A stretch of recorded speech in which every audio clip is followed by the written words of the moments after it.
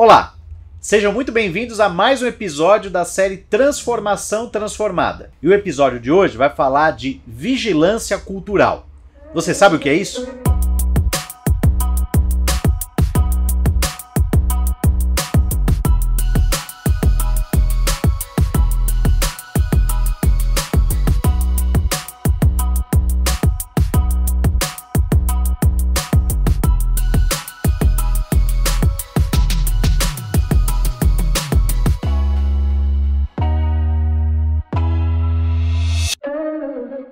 Muito bem, vigilância cultural é basicamente a relação entre a sua cultura, da sua marca, da sua empresa e os riscos reputacionais que estão diretamente associados a ela. Ou seja, você pode correr nesse momento o risco de ter uma crise justamente pelo fato de não observar alguns pontos da sua cultura. No fim do dia, cultura, pessoas e crises estão mais relacionados do que você imagina. Como é que a gente chegou a essa conclusão? A partir de um estudo desenvolvido nos Estados Unidos e no México com empregados de grandes empresas que falaram um pouco sobre as práticas das suas organizações, e a partir de então a gente criou um modelo estatístico que estabeleceu quais fatores representam maior risco de crise reputacional a partir da cultura. São 6 fatores.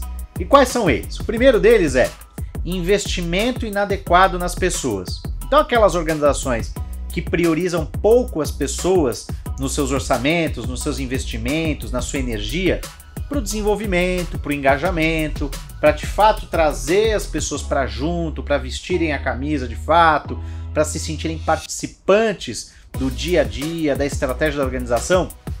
Ou seja, empresas que não priorizam pessoas estão correndo um sério risco de uma crise. Bom, o segundo fator é a falta de transparência. Organizações precisam ser transparentes de dentro para fora. Então, exercite a transparência internamente, com lideranças ativas, visíveis, presentes, canais de comunicação com periodicidade, conteúdos claros, uma linguagem próxima, uma metodologia de cascateamento, de atuação em rede bastante evidente, uma prática bastante ritualizada de mostrar para os seus funcionários o que a empresa está fazendo, quais são os caminhos, quais são os problemas, quais são os desafios. Ou seja, transparência começa dentro de casa, porque se faltar transparência lá fora, o risco de crise é muito alto. E isso leva também ao nosso terceiro ponto. Empresas que não são diversas, não priorizam equidade, muito menos inclusão, correm imenso risco também de sofrerem com uma crise, justamente por não considerarem a diversidade de pontos de vista, a verdadeira igualdade de oportunidades e, por consequência, também a inclusão de diferentes representações da sociedade no seu microcosmos ali, né? Então isso gera prejuízos não só para o negócio, justamente por não considerar o potencial de inovação, de produtividade inerente à diversidade, como também corre um imenso risco de cometer gafes, deslizes e até outras questões mais graves que podem advir justamente dessa falta de prioridade de visão em relação à diversidade, equidade e inclusão, que não é apenas uma moda, né? Tem que ser cada vez mais mandatória. Quarto ponto, mau comportamento das lideranças. Então, empresas que têm líderes que se comportam de maneira destoante da cultura, de maneira antiética, de maneira que vai de encontro aos valores da organização, que vai de encontro a questões socialmente acordadas, né? Ou seja, líderes que são preconceituosos, líderes que cultivam um comportamento antiético, líderes que colocam resultado acima de tudo, que naturalizam o assédio, enfim, lideranças que expressam, que simbolizam e que estimulam o mau comportamento no dia a dia da organização, não interessa se é entre 4 paredes, isso não pode acontecer de maneira nenhuma, até porque as pessoas cedo ou tarde vão descobrir e aí você vai ter um incêndio para apagar. O quinto ponto são ambientes de alta pressão. Uma cultura muitas vezes focada em alta performance, a pressão pelos resultados, cenários econômicos desafiadores acabam potencializando isso, gerando problemas de saúde mental, gerando problemas de assédio moral, gerando problemas às vezes até mais graves, né?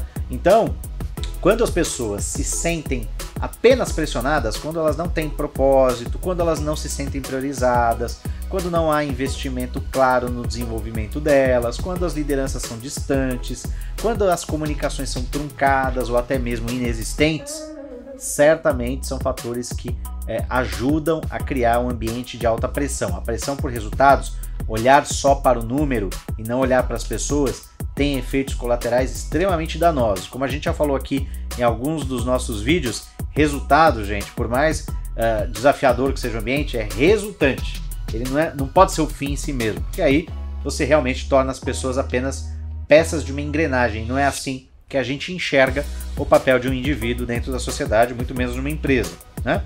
E o último e sexto ponto, né?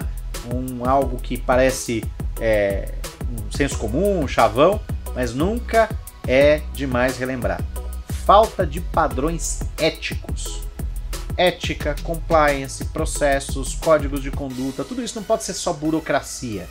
Tem que fazer parte da cultura, tem que ser valores praticados, vocalizados pela liderança, tem que ser algo vivo na organização e algo demonstrado dia após dia e reforçado dia após dia, por meio de processos educativos também. Ou seja, falar de ética numa organização nunca é demais.